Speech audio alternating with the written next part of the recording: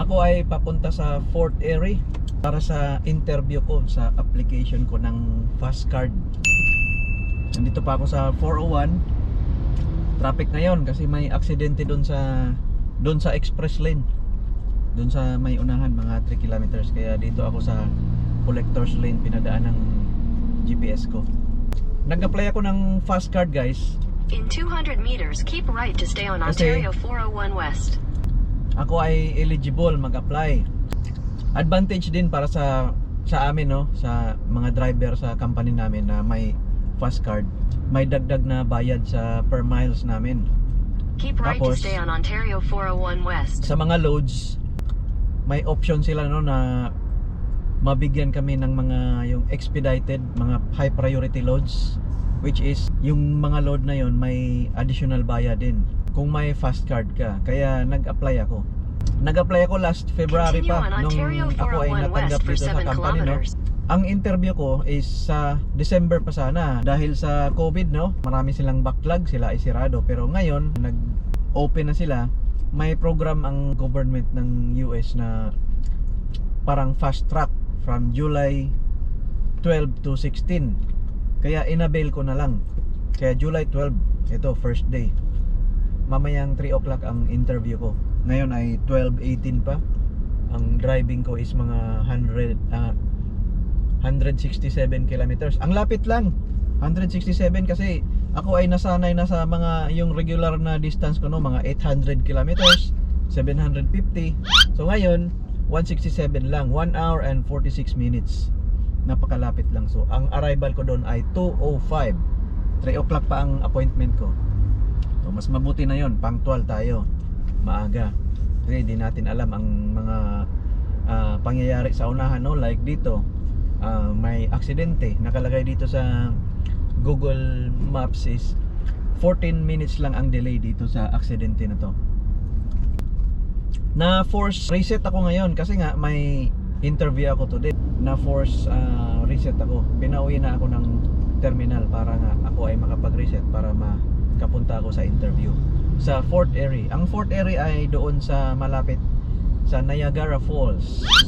Unahan siya ng Niagara Falls. Bali, Niagara, Ontario sa Canada side. Ang pagtawid mo is Buffalo, New York. Hindi pa ako nakatawid dyan.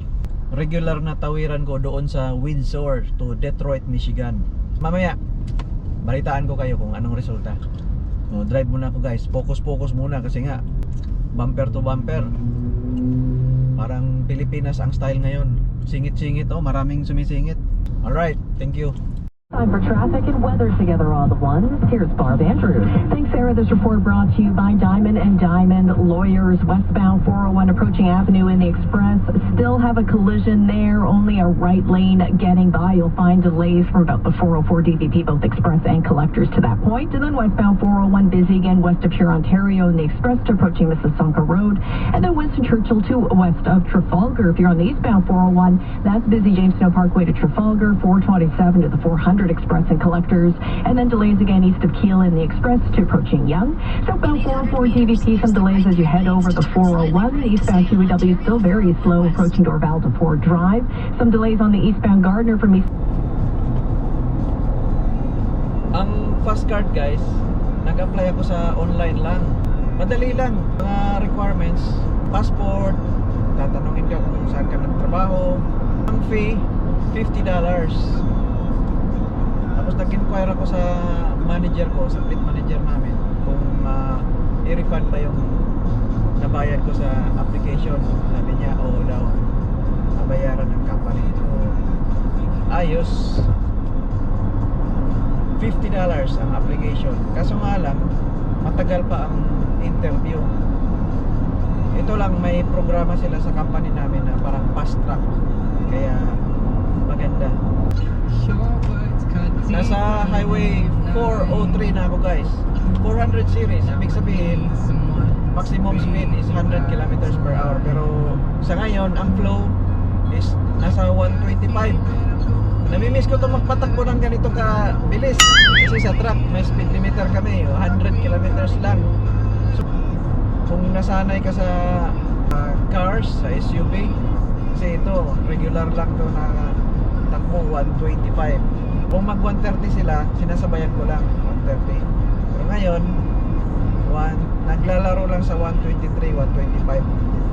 Hindi ko to mapatakbo ng ganito kabilis sa kung ako ay mag-drive sa truck. Yung lane na yan, HOV lane, high occupancy vehicle. Ibig sabihin, at least 2 ang passenger sa vehicle, pwede ka dyan. Ako lang isa. Pag dyan ako dadaan, ako ay matikitan, mahal. Diretso dyan, napansin nyo, walang tao, walang sasakyan yan, oh.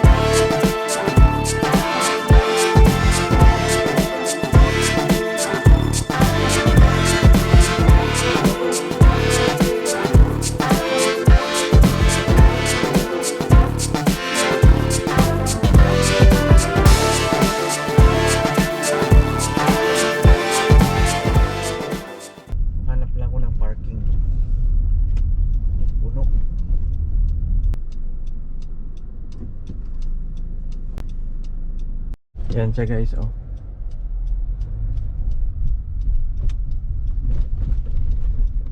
Enrollment Center. Oh, yan.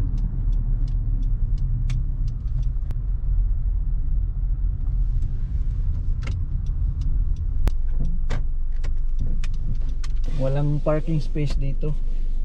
Doon ako mag-park sa Tim Hortons. Tiningnan ko sa Google. Meron dyan, unahan lang.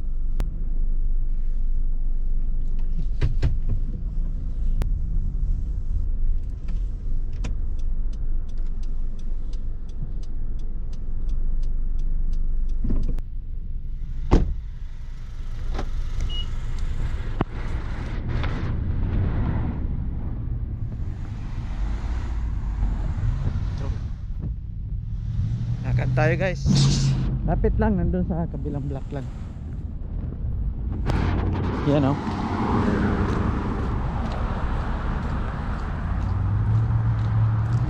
Siguro yung mga ibang aplikante dito rin nag-park. Yan yung Tim Hortons. Bali dun sa kabila, USA na. Doon, yan, oh, may mga building, USA na. Tapos yung puntahan ko dyan, pass card. Hanggang dito na lang ako mag video kasi bawal na siguro doon. Appointment ko 3 o'clock pa. Ang tinatawag ngayon 2:30 pa. Hintay-hintay lang. Ayos naman ang weather.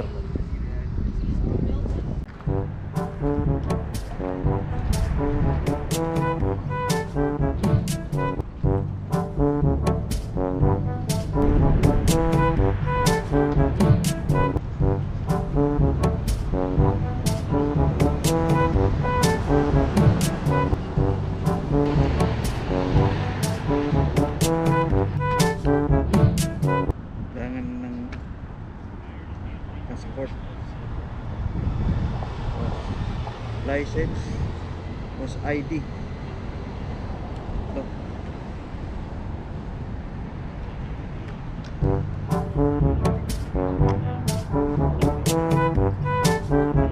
Appointment ko na 3 o'clock. Tinawag ako ng 2:55. In-interview ako ng Canada Customs Border Officer. Dinarify lang yung mga address ko, no, mga details. After that, pinasa na ako doon sa US Customs Border Officer, another interview. Tapos na yung appointment ko na 3 o'clock. 2:55 tinawag na ako. Ako ay in-interview na ng Canada Customs Border Officer. Kinonfirm lang yung mga details like yung mga license code, number, address, employer, mga ganyan. Nung natapos na kami, ako ay pinorward doon sa US Customs Border Officer. Bali, nasa likod lang ng building. Same thing, in-interview ako. Kinonfirm lang yung mga information. Tapos may mga tanong sila like na convict ba ako ng mga criminal offense, mga ganyan. Tinatanong ako kung ako ba ay Pilipino. Ang sagot ko is oo, Pilipino pa rin ako. Nagtanong siya, may Canadian passport ka? May Filipino passport ka pa rin ba? Sabi ko meron pero expired. Yun lang ang sinagot ko. Pero so far okay na, maghintay na lang ako ng card ko for 3 to 6 weeks daw. So after that, good na ako. I-activate ko lang yung card sa online. So yun lang guys, ako ay uuwi na. Mag-prepare na para bukas, no? Kasi bukas may load na ako. Departure ko 8 o'clock in the morning. So yun lang, thank you. God bless, keep safe, keep on trucking, and see you in my next video. Bye.